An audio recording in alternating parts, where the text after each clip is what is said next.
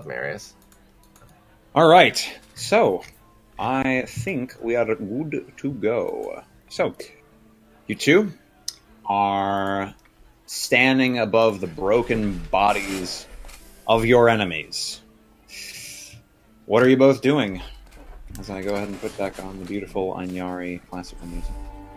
I'm slowly bleeding out this guy, and I'll just like once I hear like behind me, I don't turn my head or anything, but I hear the fighting has sort of stopped. I just like turn my head slightly and go, Valdaram, your footing is strong, but have more confidence when you strike. Against weak opponents, they don't get into your defenses like better ones. Like, still just, like, carving away. Yep. Yeah, of course. Yeah. Valdaram is just kind of testing his glaive, flipping it all around his body in this absolutely ridiculous display. Yeah, like the guy with scimitars in Indiana Jones. Yeah, exactly. Like, he's gonna get shot any moment. Yeah. Here comes Indy. If only there were guns, yeah. Yeah. And he's doing that as you give him the advice. Perhaps I'm getting too old for this. Yeah, just like I get up and I'm just bleeding everywhere. Just yeah. You took quite a few wounds. However, this was kind of the first like serious battle you had with your henchmen, like serious, true test of their prowess. And I think it's safe to say you weren't disappointed. Yeah. So I just look up at Thrawn, just sees they may not be Anyari, but they are adequate, yeah. Doesn't matter where they come from, only they are strong. They still have a ways to go. Like I said. I just look at the two. Give me your hand. Yeah, I just walk up and just stick my hand up, of course. Yeah, while I'm like cutting this guy's arm with one hand, I reach just a hand back and like grab Marius's hand, and the blood that I'm cutting off starts to sort of flow into the golden sigils on the longsword, and then up its hilt into my hand as it transfers into Marius. And Marius, you feel yourself begin your wounds sort of some of the blood you've lost, some of the sort of energy you've lost begin to sort of like refill and rekindle as I give you 10 health. How much health did I have after that fight? Bajan, I didn't look. I can check. I need that as well, please. Yeah, I got you. Thrall, you had 120. Marius had 22. That's insane. 120. I lost 15 health. So you give me 10 HP? Yeah. Nice. Plus, I had a bunch of temp HP at the start. Yeah, I give you 10 back. Nice. That's awesome. Yeah. Yeah, so it's just like, how does it feel? Does it sting a little bit, or is it like just a nice, revigorating? It's straight up like you probably don't notice it at first. Like my hand like glows around yours, but then it seems like nothing happened, and then because it's sort of just like you stop being as tired and sort of like lightheaded as you were before, as sort of blood begins to sort of rush back into your head from where you'd lost it before. So it's basically like you're getting a blood transfusion. You're starting to refill. So it doesn't really hurt at all. You might feel like sort of pinpricks in your fingers, but other than that, thank you, Thrall. It's no problem. I'll need an hour, then we can move. Yeah. Would you like this city to stay standing?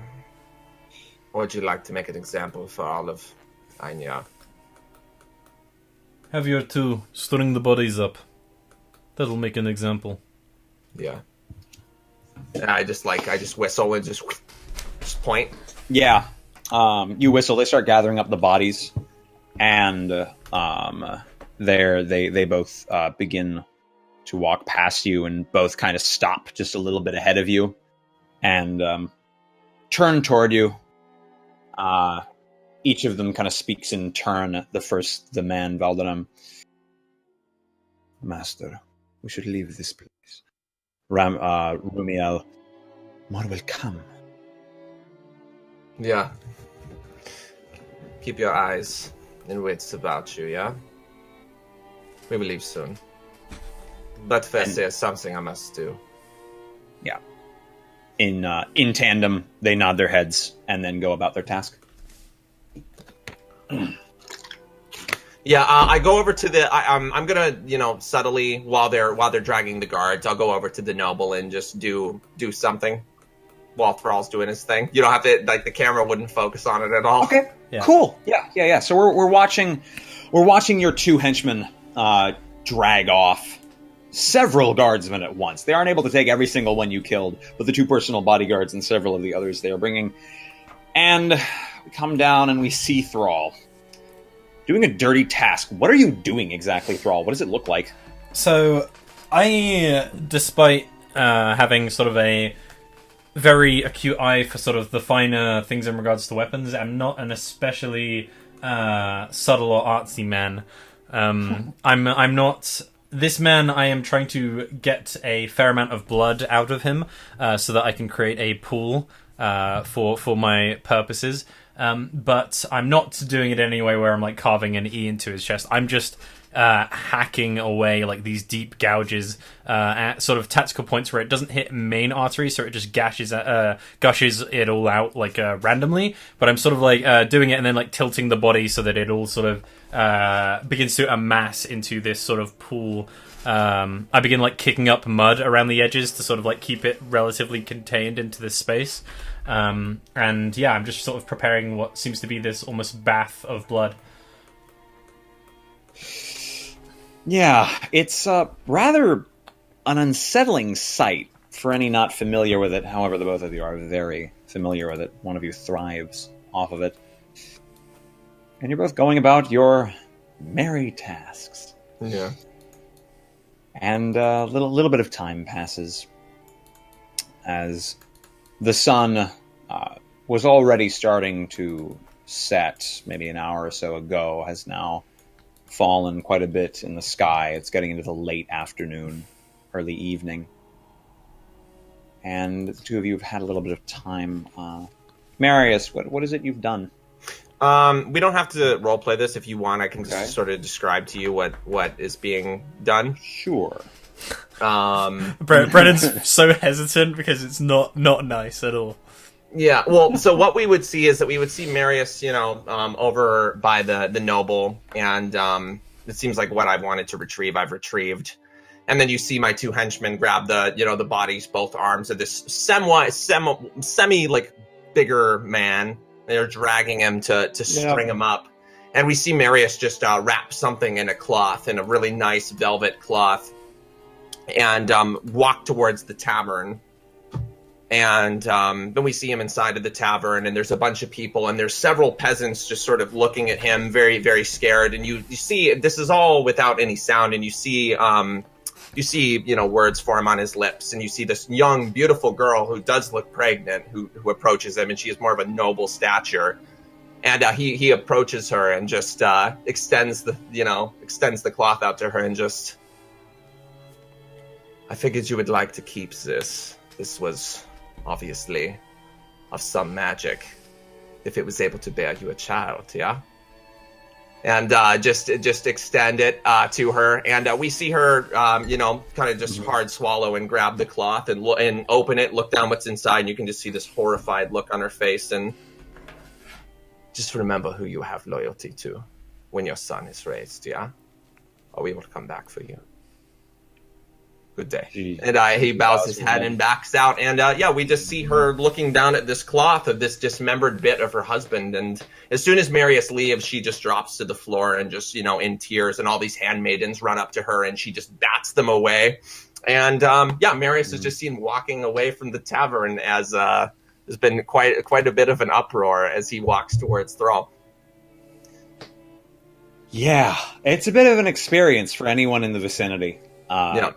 A man just simply coming up to a woman whom's husband once bore the flesh this man is now carrying in his hands. Yeah. It's caused a bit of an uproar, but not really. This is Einjar after all. However, this is still a bit freaky. And as a result, you're walking away, you hear cries, calls out, like, "Somebody take his head!" And nobody seems to want to come forth, just because of this aura you have about you of just power. despite your wounds, despite your injuries, pure, unwavering power. Yeah, and yeah, I look up. I'll look up at the archway of the town, and just I'm rather pleased because they've displayed it in such a way that is to my liking. Absolutely, yeah. Back of the man's skin, off of the skin of the man's back is hanging down lower than his feet now, and just it's a really gruesome display, but it's perfect. Yeah. This isn't your grandma's hangman's noose. This is something that could be dreamed of by Ramsay Bolton. Yes, actually. Precisely. Thank you. I can't say it any better, actually. This is Ramsay Bolton's wet dream. Like 5 times over. So, you get exactly what you want out of this gruesome, morbid display. And would you like to return to the estate grounds? Yeah, I'm walking back towards Thrall. Like I said, the last thing you'd see of Marius is just him walking out of the tavern, looking to his left and just sort of smiling in approval as you can see the silhouettes of these corpses hanging. And one of them, it looks like the Lord is wearing a cape, but on closer inspection, you see it's his skin off of his back hanging low. Oh, geez. Yep. That sounds about right. Yeah. I look up And, as Marius was gets this a short close. rest? Oh, sorry. Was this a short rest period? Absolutely. For you, it will be. I believe someone is planning on doing a certain ritual. Yeah, So I can spend How long half does of my that hit ritual dice, take? right? it takes an hour, which is why I said I needed an hour. Okay. Yeah, you can use hit dice in this. Okay.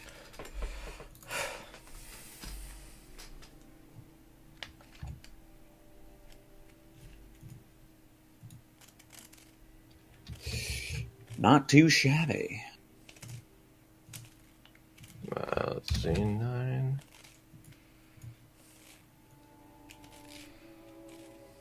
Hi.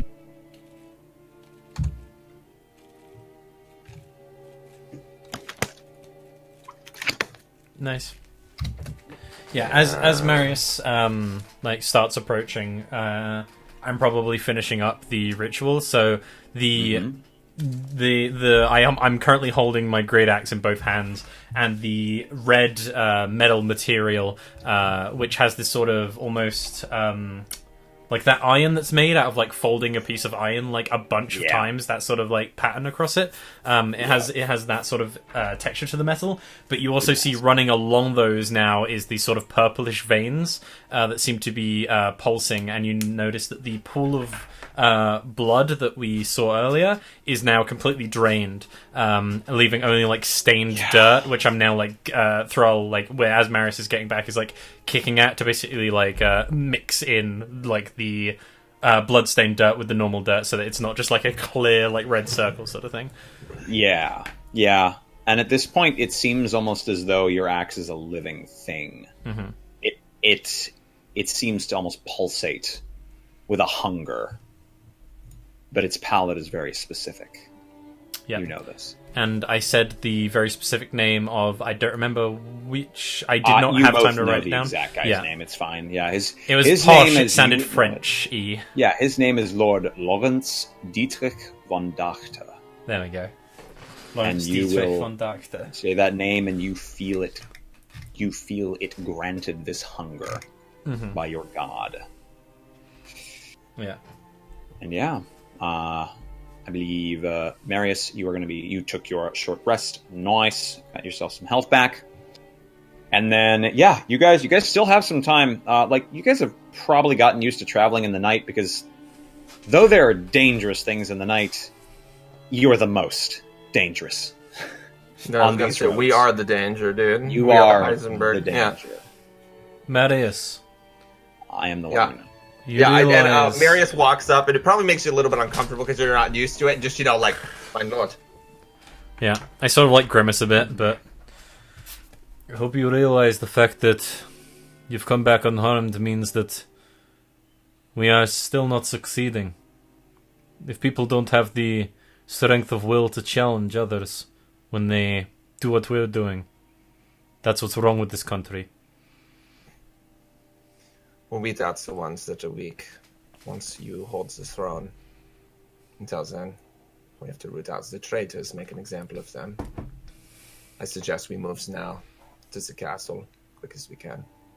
We go along the eastern side, watch a bit, see what is happening, see if we see any invaders, any people that should not be here. If not, we'll scale the walls, infiltrate from the inside. No need to make a big show. I'd rather the populace tremble when they realize we are inside the walls. Jawohl. Leave a small, leave a small group of men outside with the horses. You and me, and my 2 experiments will go up first. Yeah. Yeah. Much on So, oh yeah, Nachtwachte. Yeah. So you guys are going to be setting out now. If you would like, we can fetch the horses. Yeah, you've brought basically a company of men granted to you by our lord. Mm-hmm. Yeah, I always got guards, dude. I know the drill. I know. Oh, the but drill. at this point, like you have some sway, so like you actually get a company of Nice. trained, seasoned soldiers. So 100 men at your back, just in case like this guy has straight up rebelled. Like you're ready to deal with anything he's got. Yeah. Yeah.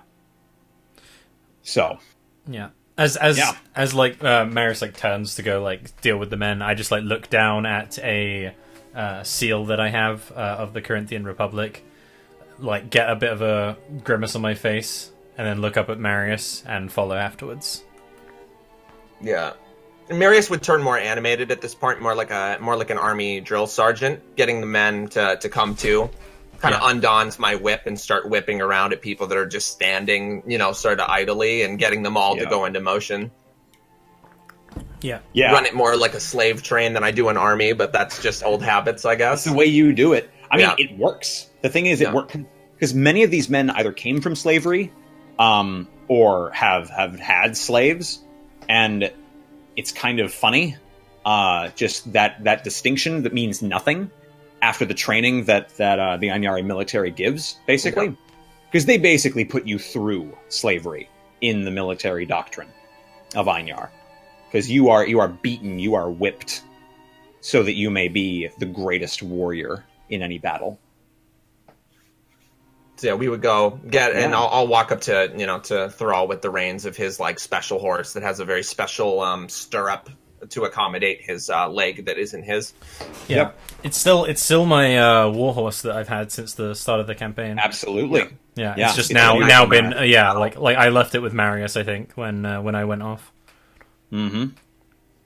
Oh yeah, it's a beautiful thing, and she's all yours. Yeah. So I stroke him in. I'm like, it's Please. good to see you, Evander. And I jump on. yeah, just that very name almost seems to resound on the air as its emptiness makes itself known. Mm-hmm. Your horse whinnies a small bit and then simply kicks the dirt. You have probably one of the biggest horses in the whole train. Yeah.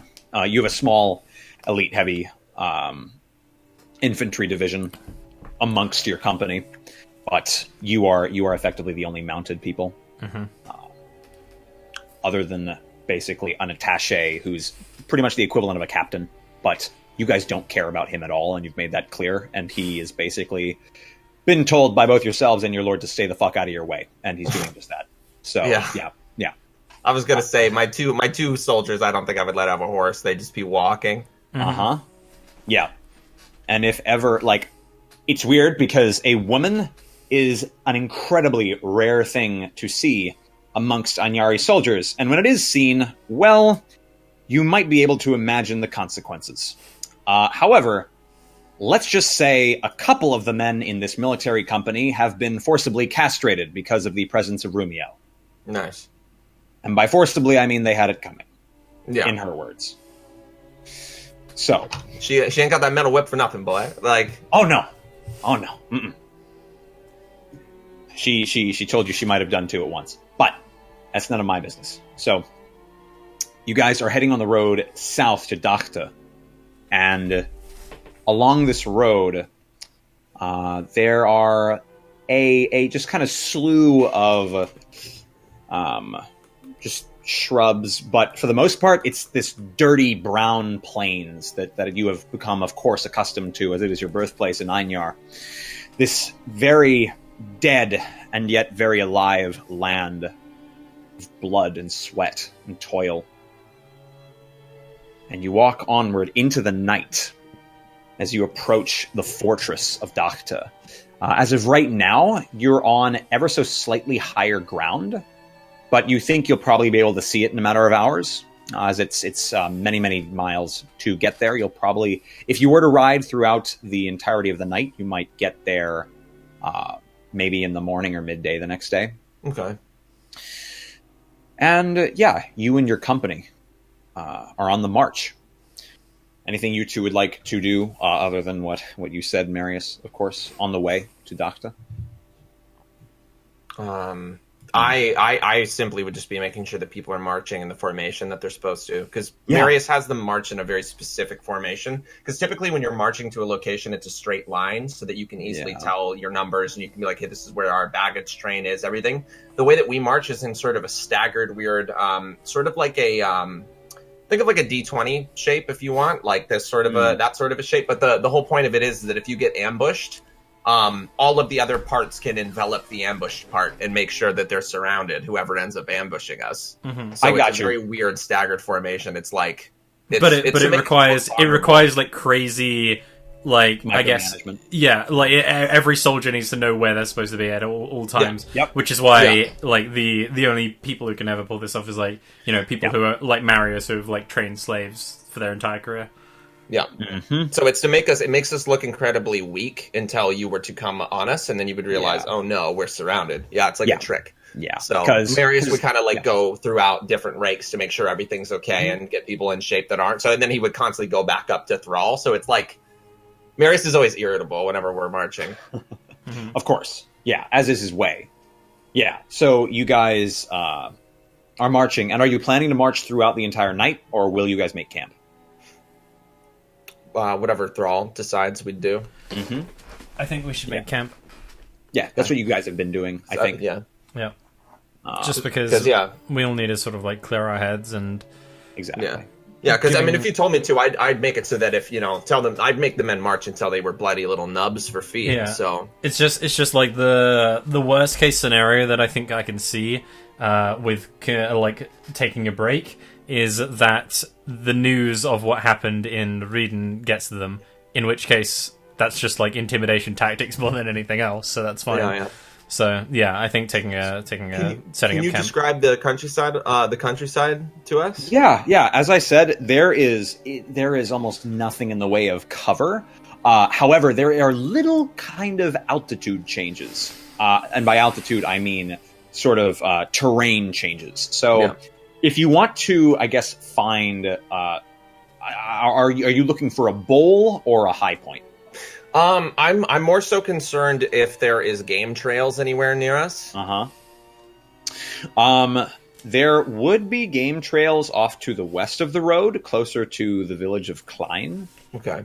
And you guys have brought provisions suitable for several weeks of travel for your company, so a little bit more than you need, just so you could make all due haste without having to worry about sending out pathfinders or anything like that. No, I wanted to be away from game trails, because game trails means predators, and predators in Einar are bad things. Yes. So, yes. Mm-hmm. So I was trying to stay away from any game trails. I feel. Yeah. Would you like to camp on the east side of the road then? Yeah, because I would like to approach Doctor from the fucking... The east side. Gotcha. Okay. All right, cool. Yeah, the east is a little bit lower in terms of sea level. So, nice. You guys would have slightly lower ground when it comes to like the road and the side west of the road. But you will, of course, be on the side there. You have very good sight lines of the north, east, and south, and your west will be, a straight shot up. So, if that's amicable. Yep. Yeah, that works. All right, cool. So, that is what's going on. You guys are going to be camping east of the road. You guys know that you're probably relatively close to Klein, the village. It's a very small village, seemingly, from what you guys know. And what does a war camp look under the eyes of Marius Kruber? I'm curious. Once again, it's the same sort of tent formation as we marched. So it'd be very sporadic. And the thing about Thrall's tent is that Thrall's tent it looks exactly like a soldier's tent. Yeah. And it's on the outside of the circle. So because people when they attack, they would assume if they're going to send assassins or other people, hey, let's go to these big tents that are, in the center of the camp. Yep. That would be where most of our provisions are kept. Okay. Yeah, cool. Yeah, in keeping with your suggestions, the captain kind of resides amongst the troops themselves. Yeah. Rather than a command tent or anything like that. Yeah. Yeah, that's a good stratagem. Yeah, you wouldn't be able to distinct where our kings are from. Oh, where right. they sleep. Very out of context right now, but by the way, Tripper, if I was able to, after bleeding that guy, I would like to leave him, alive, but because he's lost so much blood, he, obviously won't be moving about much for the next few months. Yeah, you've permanently damaged, his nervous system at this point. Yeah. Gross. I just want to leave him alive because he was a decent fighter, and I sort of want to see what he'll do. I forgot to mention that when I finished the ritual. Sorry. That's fine. No, yeah, I mean you never said you outright killed him. You said you were going to keep him alive as you bled him. So, nice. All right, good to know. Good to know. So, as of right now, the camp is set up. Very Spartan design. It's I imagine sort of this circular pattern of. So again, they all seem a bit isolated from themselves. Eye view, you would realize that if we just goes around the other side, it's really weird. Sorry, could you repeat that, Frosty? My internet just went pretty sporadic, so I think it cut off most of what you were saying there. Okay. I was saying that you can imagine that it would look very easy to assault if you were looking at it from just ground level. But if you were to look at it from bird's eye view, you realize that everything is placed in such a way that if one side gets attacked, the other sides can reinforce. Mm-hmm. Yeah. So it's just a really weird design, but yeah, I feel you. Okay. Kind of think of have you ever seen how a merchant's caravan is set up, a tent city is set up, sort of in these weird circular patterns everywhere, kind of placed haphazardly. Yep. That's sort of how it looks, but it's for military purposes. So yeah, instead of it being rows of soldiers, because typically it's rows and rows of soldiers, so it's set up in a very different way. Mm-hmm. I gotcha. Yeah, your designs are innovative, risky, but at the same time very tailored to a given battle style. Yeah, you flourish within. So we haven't dug any trenches or put up any stakes either. There's no defensible anything. Yeah. You guys are all about practicality. Yeah. All right. Yeah, you guys laid camp, and you have separate tents. Are they close by, the two of you? We'd be in the same circle, but not super close to each other. Yeah. The only thing that would signify whatsoever that Thrall's tent was important is that my two henchmen would be sitting by the fire that's in the center, staring towards his tent. Yeah, because that would be the only thing. Yeah. Yeah. That would signify that there's somebody important there. Okay, I got that. So, the two of you get into your own tents. It's very late. Would you have posted guardsmen at your tents? There are guards that are supposed to patrol every so often around each circle, but no one's standing in front of any tents or anything. Sweet. And what about your henchmen? They're sitting in the middle of fire. They don't sleep in tents. They're not on Yari. Nice. No, yeah, they're used to that. They like that. The warmth of the fire reminds them of their home. Despite just this humidity that comes from the south of Einar, which you guys have felt now and again in your lives. Tents would remind them of their captivity, their slavery. Mm-hmm. But yeah, you've trained them right. All right, so yeah, the two of you are getting to sleep, getting to rest, and I would very much like each of you to roll me a d20. Nice. Each of you, but only one of you. Nice. 17. Okay. Nice. Okay, so Marius, you get to sleep very comfortably, and you've bandaged your wounds properly, like you know what you're doing. So you think you're going to wake up fresh and ready to deal with whatever the world has to throw at you. Don't Thrall. like the doubt in the think there. Yeah.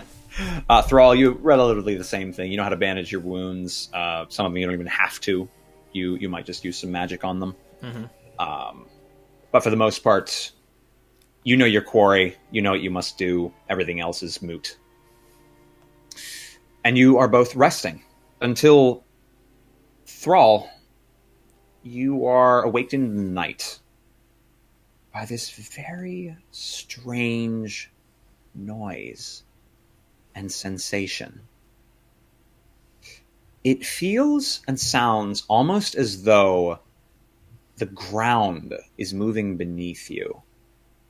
You may have heard of an earthquake before. This doesn't seem like that. This doesn't seem like something that would like fell a city, but it seems like just this heavy, destructive motion in the earth itself that shakes your very tent. It's almost as though there's this strong wind whipping against your tent, except it's from every direction at once. It's the very earth shaking, but it's shallow. It's not the significant thing. You've awakened simply by virtue of your sharp senses, your sharp perceptions. What do you do? I immediately am going to start donning my armor. All right. Yeah, you begin donning your armor. And because it takes a while to put on heavy armor. I know. What side of the camp would you guys have been on? We would have been on I think you said the west was the weakest side, so I think it would make the most sense if me and you were over there, Marius, just because. Yeah. Okay. All right. Cool. You guys are over there. So, Marius, eventually you are also awakened by this same feeling and noise. It almost sounds like there's just water striking rock far away, and yet also the ground is shaking, almost like an aftershock. Scheiße. Just kind of get up and look around. If you feel that the ground is shaking, I'd like immediately to press my palm against it to see if I can determine what this is, being a man of the outdoors. Yeah. Go ahead and give me either an investigation or survival check. I'll let you decide. I think I'm going to give you a survival just because I know terrain, and Yes. one of my preferred environments is plains, which is what we're in. In that case, I think you get advantage or expertise. Yeah. I think it's expertise. Yep. All right, cool. I think that ends up being a 17. Yeah. So I think it's 18 because I think our proficiency's +4. Right. Oh shit, that's right. Yeah, good point. 18, nice. So you put your head to the ground. Is that true, or your hand? My hand. Your hand. Okay, cool. So put your hand to the ground. You start feeling the earth, and you feel the motion. You feel the motion as you kind of hear something like fall over outside. It might have been a crate. It seems to be getting stronger. And you start thinking, what could this be? This does not seem natural. Yeah. And then you realize it's almost like little pebbles smashing into other pebbles in a waterfall. And immediately, you know what this is. This is large troop movements. Large troop movements to cause the ground to shake. Your company can't do anything like this, of course. Only 100 men. It would take thousands for something like this. But just this hunch, this instinct lingers. Yeah, so if that's what the conclusion that I would come to, without even getting on my armor right now, I'm going to run out, and we always have a guard that's posted that has a special horn that means that we need to form up. Yeah. So I'm gonna have him blow the horn somewhere. Yeah, you shout for him, and he knows the sound of your voice by now, and he knows not to question you. So within a matter of seconds, you hear this, and just you see this massive commotion in all of the tents from all around, as all of the men start to scurry around out of their tents and into battle formation. Each and every one of them getting ready. And now we need to determine. Now my task right now is to determine where it is coming from, because I need to know where to defend. Yeah. Okay. Now at this point, give me a perception as you kind of look at the horizon in every direction. Yeah. Let's see. Am I good at perception? Let's see. I think you are. No, I'm not. This will be interesting. Really? Yeah. Oh, wow. That's one thing I'm not proficient in, which I always thought was weird, and I was always going to take it later, but I just, like, we never got there, right? Right. I gotcha. Yeah, so you try to listen out, and again, your field perceptions are almost overpowering your ears, because your ears just hear this constant, like, rumble in the earth around you. And you try to look, and you can't seem to really see anything in the night. It is pitch black outside. The moon does not shine on this evening. It's almost completely gone. There's just the faintest illumination coming from all around your camp from the torches. And yeah, you are unaware as to where this might be coming from. Yeah.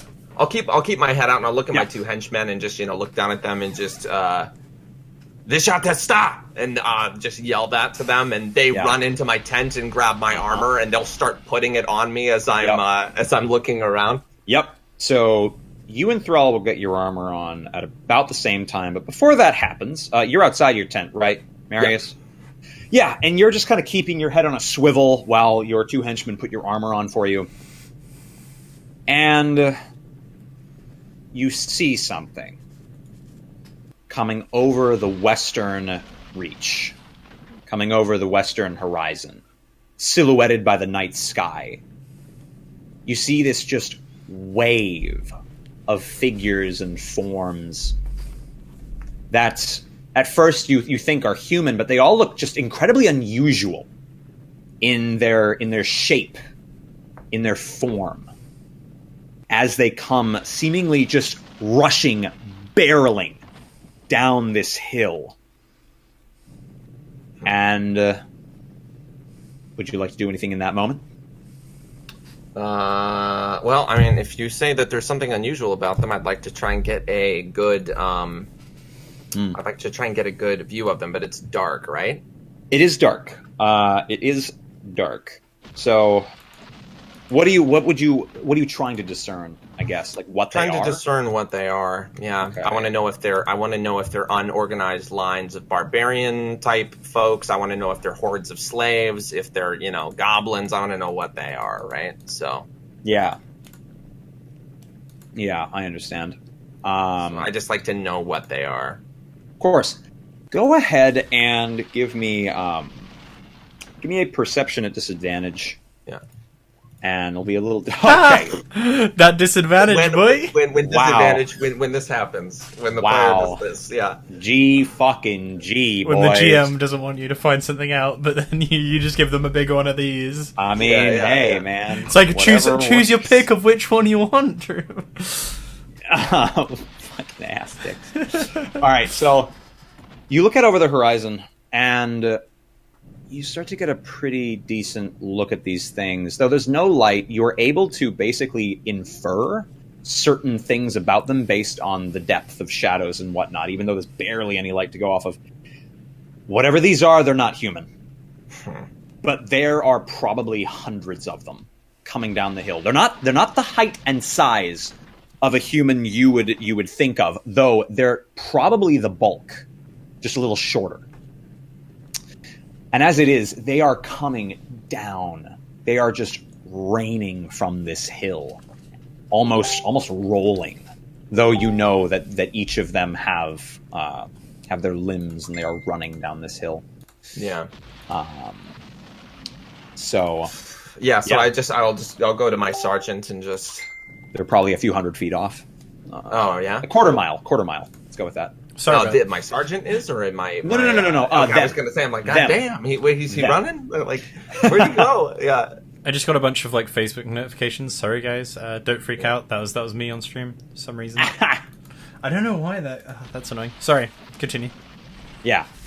So they seem to be maybe between like 900 feet and a quarter mile. Yeah. So I just I just go to my sergeant and I tell him I want him to pass down the line. I want 3 rows of men. Youngest in front. Yep. The freshest, basically. Yeah. Inexperienced at front. So the way that Marius fights is it's in most inexperienced soldiers at the front to tire people down, and then you have more experienced, and then I keep my more elite veterans in the back so that I can strategically move them positions that I want. Certainly. Yeah. You can do clinical strikes. Yeah. Okay, so, perfect. The front line means nothing to me. So Gotcha. Yeah, you put the greenest up front. Yeah, that actually makes a lot of sense. Trial by fire, basically. So your captain, though you really don't give a shit about him, starts commanding individual platoons, and you have this line of this long pattern of about 30 men a line, and they are strategically spread out. The men have shields and blades, thick, strong armor. You trust in their ability to stand their ground because, well, a lot of them probably fear you more than any death. However, as of right now, if these things barreling down the hill, if they were soldiers, you would be, like, no matter how strategic you were, this would be a 10-on-1 fight, at least. Yep. But as it is, they seem to just be running in this chaotic pattern. Yeah. Yeah. And barreling down the hill, Thrall, your armor is nearly on. Would you have at any point like called for someone to aid you in putting on your armor? No. All right, cool. Yeah. Thrall does it himself. He's awesome. Player. Yeah. The rumbling gets louder, and you are continuing to put on your armor. Maybe another minute or two left. Yeah. And just as the horde seems like it's about to hit your line, I think we'll take a break. Nice. That's a good one there. I appreciate that. That's a nice meme. Wham. Yeah. Appreciate It's it. always Before you good get what these things are, that's what I'm mostly saying. Yeah, I finish like the last strap and like get to the edge of my tent, and it's a break. Yeah, exactly. Yeah. Edge of your seat. Bing.